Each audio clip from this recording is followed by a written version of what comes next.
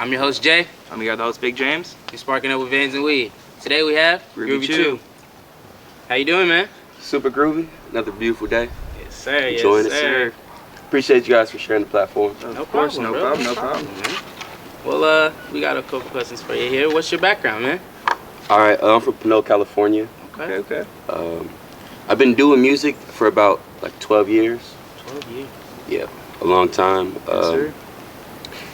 I first started doing music with my cousins. I came over one Christmas. She like produced a beat for Christmas. It was like a crazy ass beat, and then just kept elevating. And then like as of recently, I've just been like really addicted to like growth and like seeing the growth in my sound and visually, you know? I like that. Most yeah. definitely. Okay. Well, who is Groovy Chu? All right, so I am a stoner from Pinole, California. I actually work in the cannabis industry. Oh, dope. Yeah, I worked as a manager in Sacramento, and then for like 2 years, and then after like a while, I came back and I started working in El Sobrante at one plant. Oh, nice. I know where one plant is. Yeah. That's really just right down the road, actually. Yeah. Oh, dope. Well, how'd you get started as an artist? So I first got started around 12. My first time actually putting vocals on a track. It was for my football team. It was kind of dope. My sister, my big sister, she wrote the song for me, and then I ended up performing it like before every game. We'd like to perform that song. That's hard as fuck. You perform at every game before it. That's yeah, hard, at like though. 12. That's so fucking cool. For sure. Sparking up real quick. Quick smoke break. But yeah, definitely. So I started really young, and then actually in middle school as well. I went to Pinole Middle School. One of you guys is host, Dub Son. Yeah. I watch you guys' show a lot. For sure, bro. We appreciate that, man. Yeah, we went to middle school together, and like we had like a lot of mentors, and they in the after school program was super crazy. They showed us how to like make beats, like how to rap without cussing. Wow. Like and just dope shit. And it was dope at a young age. Yeah, most definitely giving you like an open door, pretty much. We need more stuff like that, really. I feel like that's most definitely need need more opportunities like that. Definitely need that back in the school system. 100%. Well, what type of music was played in your household? When I was younger, so I have the same birthday as Tupac. Oh, that's sick. That's hard, bro. June 16th. That's hard. So when I was younger, definitely like a lot of Tupac. As I started getting older and finding my own personal taste, like definitely like Wiz Khalifa, like my whole like high school, middle school, like just Wiz. Like I learned how to roll from Wiz, all that shit. Yep. And then like Mac Miller as well. Rest in peace to Mac, man. Rest in peace RP to Mac. Yep. Definitely one of the greatest. And then Kid Cudi as well. Like I really dived into Kid Cudi. He's a go, bro. Yes, Kid Cudi, very good artist. Definitely. Just like he helped me out like so many nights, like just like when I felt, you know, like I was hard on myself or anything, like I definitely would like go stream some like Kid Cudi. Oh yeah, smoke me a bowl. a little Pursuit of Happiness or something like that. Straight up. Yeah, for sure. Well, if you had to explain your music to a record label, right? How would you do that? Right. I would say it's like it's a advancing sound, like I told you earlier, like I'm really addicted to like one up in my last song, like one up in my production, like everything about it. That's and hard. so yeah, like you'd have like a really good feel for it, and then like next week you'll hear something like crazy, you'll be like, whoa. So like even like people, they could follow me for like a week and then they'll just see like a crazy amount of growth in my sound, like holy shit. That's hard, bro, for real. Yeah, most definitely. So then how do you remain like motivated without getting discouraged through the media or just anything like that? I don't know, it's kind of just natural. It's just like something like that just naturally like happened. Like I just like really like got like addicted to the feeling of like bettering myself, like not competing with anybody else too. That's another thing. Like I'm not competing with no one else. I'm just like competing with my last track, you know? Yeah. Like make sure my last thing is harder than my next. Yeah, you always just want to better yourself. It's a good way to live. Just always wanting to better yourself. So, what type of music do you hear yourself listening to right now? Like, what was the last song you listened to on your phone? The last song I listened to, I actually don't even know the artist's name. I don't know how to pronounce it. I think it's like Ayaz. Ayaz? Yeah, he's Okay. like he's part of like the underground. He works with like a lot of producers that I work with, like the Hills, the Hills Collective. They're a really good producer collective. Okay, cool. So, what music platform do you drop on the most and why? It depends. I vary. Sometimes like I have an archive too, cause like I like make so much music. Like I probably make like 20 plus tracks like a week. Oh, okay. So like I make like an archives to where like I could like post songs to where it's not on my like official page, and then like that's usually on SoundCloud. So like people like They could stream your shit. streaming on SoundCloud, Spotify. For sure. Alright, so when you're making a beat or anything like that, what really stands out to you, like, beats wise? The bass, like the bass has to slap. It has to sound like no other. It can't sound like it can't sound like like just like normal production. It has to sound like you have to be able to feel it, feel the emotions and shit. And as well, like it depends like how I'm feeling that day or that week. Like sometimes I want to do something like really aggressive, and then right after I just like switch it up and do something like really like mellow, some like synth wave or like some like like some hyper pop. Yeah. Sure. Maybe some rock. So, how does it like make you feel when you see your music going up like stat wise and everything like that on your SoundCloud and stuff? It feels amazing because like I know the time that I put in. Like I spend like like a lot of my day working, creating music, cultivating with other producers and stuff. So it feels amazing. We actually I just did a song with the artist that I met off of Instagram, and she works with Universal. Oh, that's dope. That's hard. Yeah. And she's all the way in Russia. Oh wow. Yeah, she's all the way in Russia. That's dope, man. Getting Shout out to Russia. Getting out the United States. You feel me? Yeah, but that song ended up it charted number 97 on Apple Music in Russia. That's and like crazy. Russia was fucking with it for sure. Hell yeah. Yeah, and just last week it started getting played on the biggest station in Russia, like the biggest music station in Russia. That's Damn. super. That's sick. That's fucking crazy. That's dope. So you're doing numbers out there in Russia, bro. Yeah, it's crazy. Like and it's like just like kind of like a different style, more of like a jazzy style. Like I do a million different genres. Yeah. So like I don't know, they really love like rap out there. Sure. Like they love rap out there. They fucking with it. We fucking with it. Who would know though? You feel me? Russia, okay, going crazy with the rap, man. Yeah. Well, Shout out we see you. Kushnarova. What's that? Oh. Shout out to Kushnarova. Yeah, shout out to Kushnarova. Shout out. Well, we see that you're working with Pink Grills and everything like that. Right. How did that all just happen? Like, with him producing and shit. Just... Alright, I met Pink. I was on Instagram, and like it was crazy. I actually manifested him too. Like I'm big on manifestations, Yeah, it's hard. And I talked to him about manifestations, and he took it to like a new level. Yeah. But like for the longest, I was like, all right, like I felt like I was like really comfortable with like how I rapped. Like I felt like I could like rap on any beat and like like all that stuff. So basically, but I was like, I wanted like a specific beat. And like I was like, yo, like I'm gonna manifest like the illest producer. Like this is when I was more so like rapping, not melodic. I was like, I need to find the illest producer. And then like I was scrolling on Instagram and I find this dude, and he posted the perfect beat. I was like, no way. I was like, oh my god, This the one? So I DM'd him. I was like, hey bro, like let's work. He sent me the beat. And then we finished it like that night on FaceTime. Like the first night we met, we like got it off the bat, like we were like recording together. So I recorded that like whole track with him on FaceTime, like hella fast.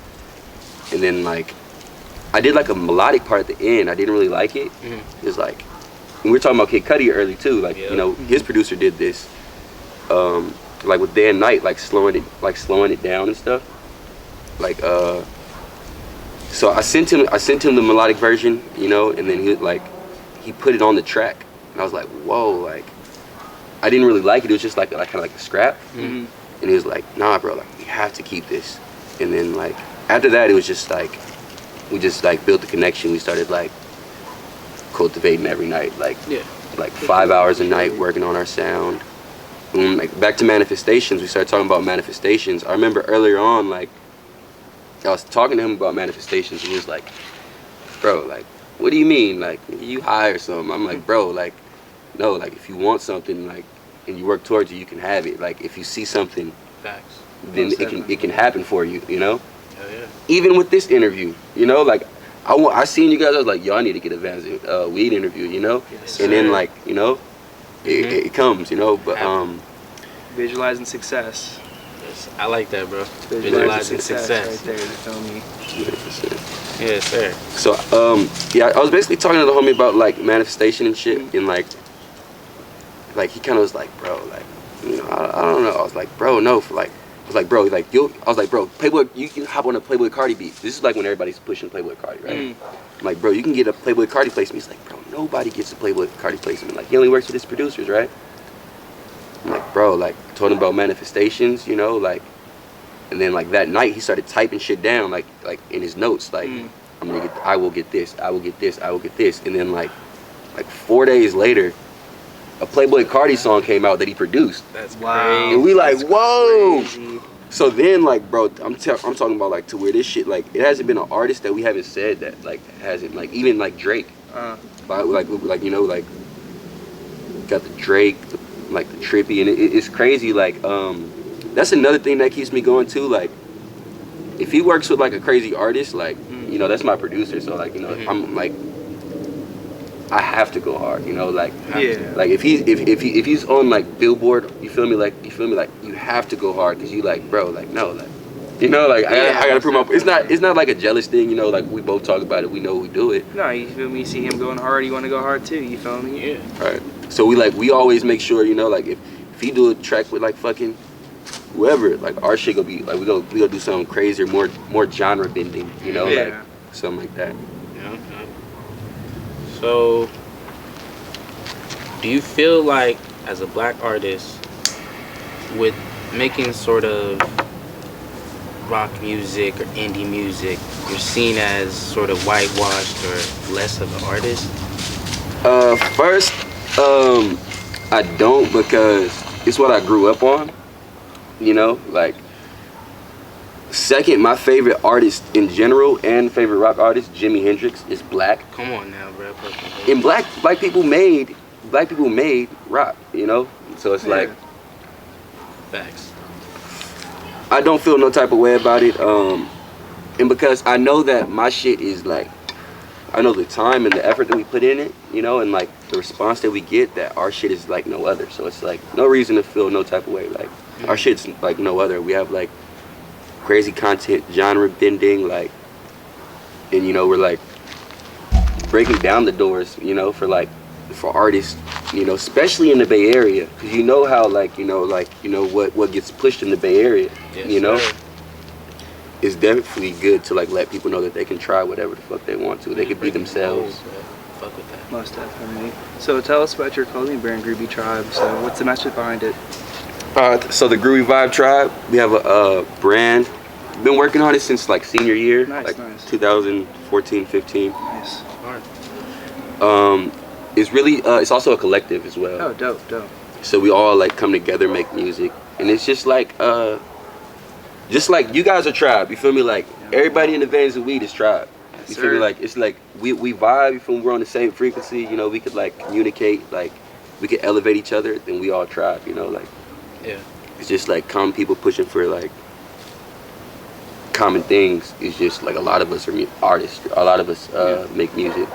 But the merch, so like for the merch, it's all in-home. We used to go to a shop. Now like I got all the equipment to where I could like do it at home. So dope. That's dope. Yeah, just like link up with my friends or my girl. My girl would just help me, and we just like bust it down, make however much merch we need for like a show or. Hell yeah. Get everything done, you feel me, in-house. That's how you gotta do it, you feel me? Cut the middleman out, keep it all in-house. That's the way to do it. Most definitely. So is there any brands you're looking to collab with in the future? Definitely. So it's a brand from Pinole called World Peace. Oh, Vansnweed. Yep. Most I need a Vansnweed collab. That'd be crazy. You gotta collab with us just because, you know. Like, hell yeah, like. And like, I know like, you know, my style definitely changed. Before I did like a ton of like stoner music. Like 3 smoke sessions. I did like 11 albums. So like, I did like a lot of like stoner shit, like Wiz Khalifa influenced. Like, that was like. That was the shit back then. That was a guy way to do it. Hell yeah. So are you a t-shirt, pants type of guy, or like what kind of fashion are you really into?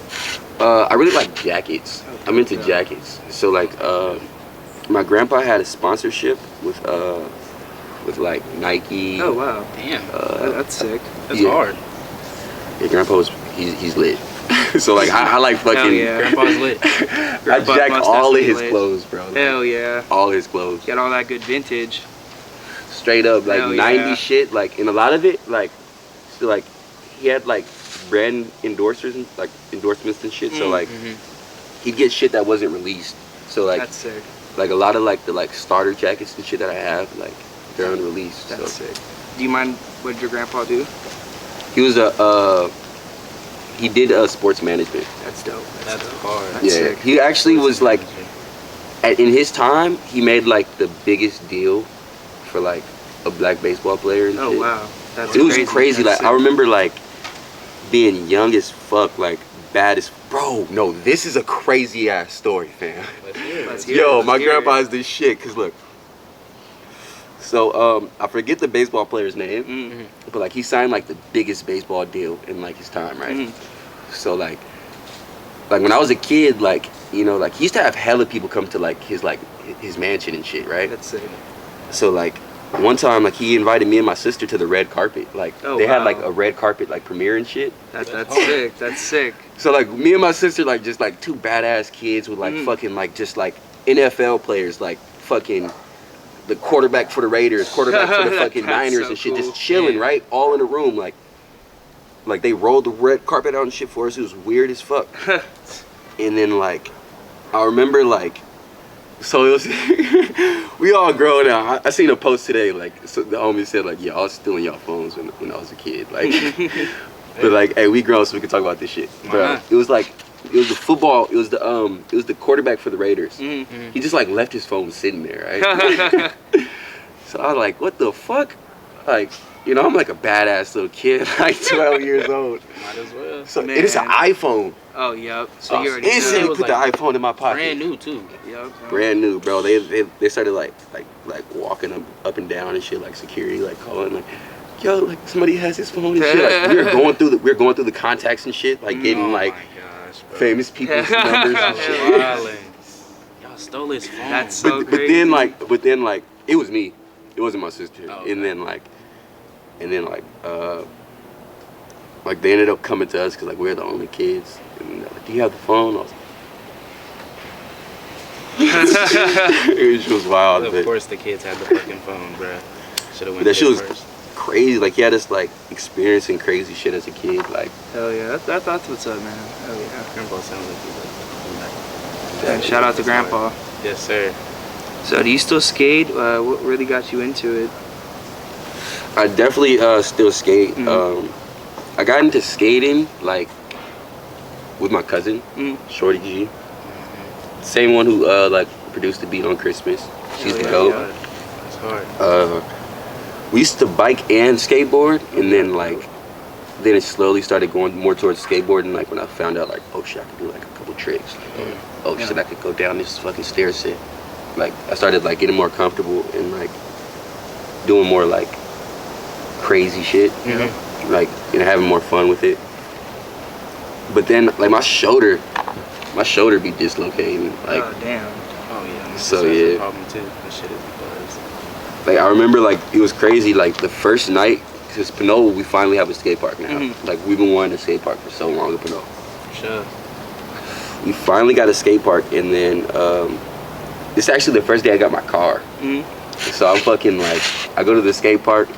It's like damn near pitch black, like, cause I just got my car, like, so I'm like, fuck it, I'm about to go to the skate park. I've always wanted to like get a car and go to the skate park. I'm like trying to do the 7 stair and shit, like, and then out of nowhere, like, I just slip out, like, wow, and then like my arm just dislocates, and I'm just like sitting on the floor with like a dislocated arm, and then like I'm screaming, like, ah, and it was like that dog, bro. Like that dog. And then like there was a random guy who happened to be in the skate park, like an old dude, and he was like, there's always that one random man, that one random dude just showed up at the skate park. Like this nigga like 50, 60 years old, just like going hard, and he just like happened to hear me after like 5 minutes. Damn. And like he held me up, we popped that shit back in. What? Oof, bro. You know, that gotta hurt. You just went past that like that was easy. That's not Right? just easy. No, So you just popped it back in. That's gotta hurt. What? Yeah. And then like I didn't drink beer, so I just like had a brewski because I was like, fuck that shit. Might as well, man. Pop the shoulder, pop a brewski, you feel me? So. Yes, so why not? Yeah. Where'd you skate before? You said that you feel me? You just got a skate park, but where'd you skate before that? All over Pinot, like, so we used to have like Pinot Valley was obviously like a mega place, like a lot of people met up there. Yep. From Pinot, like, cause you know I'm from Pinot. Oh, and then that's Richmond skate park too, like some of my homies didn't like always go in there because like who gives a fuck, like, so like I go to Richmond Park and like this vibe, like it's always a vibe there. And then Fernandez. Oh yeah. Fernandez Park was always like lit as a kid. Like we always like, it was always something to do there. It was always like a meetup spot. Yeah. And then like it was a couple crazy people that we used to like see like as kids, like Monster John. There's this guy named Monster John. This nigga was like the wildest dude ever. If you guys actually could look up Monster John couch tour, like anybody who's in there, like, you know. We'll look him up. Bro, he like when we were kids, he was like a skate god. Like he used to like fucking jump on his hands and shit, and like ride on his hands and like do a finger flip and then land on his feet and shit, or like some crazy ass shit. Like, on some Tony Hawk shit. On some real like the video game. Crazy. And bro, this nigga really had a monster truck too, and he was sponsored by Monster. Like what? That's crazy. And he used to Monster John. Monster John. He's for sure a P-Town legend. He used to like come around the skate park and shit. Used to see him. It used to be crazy just to know like someone of that like statue would be like stuff, be there. So I gotta ask. So what's your skateboard setup right now? Honestly, I haven't like bought a setup in so long, and like all my homies just like give me decks. Yep. So like I have a good wood. Yeah, definitely. Shout out all the skate homies. Like that's why like skate homies, bro. We love y'all. Love y'all. Love y'all. Like the skate community and producer community, like the same thing. Like they always show love. They always like make sure you're good. Like that's why like anytime I do like merch and shit, I always give it to the skaters in my city for free. Cause it's like y'all like done gave me so many skateboards, so much like gotta give shit when I needed it. So give it back. 100%. And so the infamous question is, what you smoking on today? Alright, today we are smoking on some garlic mints and some Dosi Lotto. Hell yeah. Garlic mints Yes, and sir. Dosi Lotto. Yes, sir. So what started you smoking, and what gets you continuing today? Alright, I remember smelling weed when I was young. Like my uncle used to roll backwoods, like when they were like I think it was like an 8-pack or some shit. Like they used to have like 8 packs of backwoods like when we were young. Like our age is too young to remember that shit. Like, but the elders they remember that.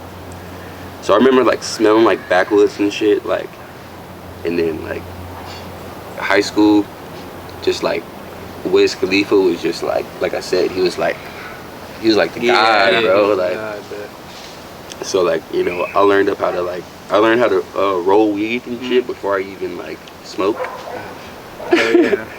And my mom actually like. She let me know too, like weed is not a drug. Like some people use it as a drug and shit, but like it's and you can't even use it. You can't even use it like a drug. But like like she let me know it's actually a medicine. Like, you know, like she let me know she was going through. Like I seen her, like, you know, like Yeah. you know, like It's a medicine. You know, she showed me it's a medicine at a young age. You know, and then like actually my first time too, my homie Omari, fucking my mom had some edibles under her bed. And like, I was a badass little kid. The infamous edible story. I think everybody has to have one of those right there. Man, I took the edible from under her bed. This one they had like 500 milligrams and shit, right? I was high. So like, at first Edibles ain't no joke. I took it to one of the homies to try to sell it. Like I thought it was, I read canna butter. So I thought it was canna butter. I was like, hey bro, I got some canna butter. It's 500 milligrams. How much can I get for it? He's like, you like $50. I was like, what? Okay. Bucks? Bro, I showed it to him, and then he was like, bro, this is a Rice Krispie. It's like, bro, it's not canna butter. It's not canna butter. This is a Rice Krispie. I was like, what? So I took it home, and I split it with the homie, and then like we were high for like 2 days. Yeah. Like, Yep. Yeah. Both y'all got about 250 on you. That was a cool amount of weed. for a cool amount. Yeah. How old were you? I was probably, that was before I smoked. This is like 13. This is like middle school. Yeah, Damn. good throwback You was stories young right and you there. was faded. I don't want to tell y'all about nothing earlier than that either. but yeah, then high school, obviously, like yeah, like I told the homie I could roll weed, and then like we bought some weed. Couldn't roll weed. So like we had like a senior like roll it up for us and shit. Hell yeah! Shout out to that senior for surely. Oh yeah. Then like we all ended up learning how to roll weed and shit. Like at first, like we always like, I don't know if you guys were like this, but like niggas was hella stingy to roll up and shit. Was it like that? Really? Really? Nah, not too bad for us. Nah, we had a homie that knew how to roll out. You know who you are. But Exactly. We It was like that. So So look, it was like that. So I'd be like, bruh, if I put my money in, I want to roll my weed. Man, I feel it. You feel me? Like they wouldn't let me like roll up. So like then like after like you know like in like the next few years, like we all had enough weed to we were like, bro, hell yeah. Like, Just handle that shit. Here you go, bro. Go ahead. my bad. No, you go good. Go ahead. Hey, babe. Alright, babe. I'll call you in a few minutes, okay?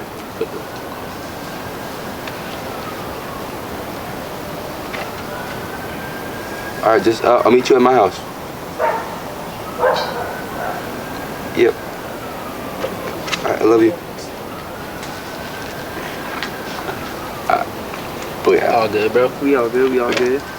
So we seen manga in your bio. So if you could smoke with any Japanese comic book character, well, who would it have to be? Oh, manga's actually for my that's my name. That's where I get the CJ from, but my dad's name as well. It's Chimanga. Chimanga. Yeah, it's Swahili. Dope. It's hard. If I could smoke with one manga character, when I'm a character, like I smoke with like myself. Like I feel like that's the only person who can keep up with me smoking. Hell yeah. I smoke with myself. Well, would you have like any? What would you guys like superpower be? If you could have a superpower. Shit, to make more of myself. That's hard. So I could be, you feel me, 100 of me, a billion of me. I don't know. I gotta say, I'd probably just want to fly, man. I hate the Bay Area traffic, man. I hate sitting in that traffic. So you know, I just want to fly everywhere. Don't gotta wait behind no one no more. So yeah, that'd have to be my superpower right there. Shit, what would yours be, bro?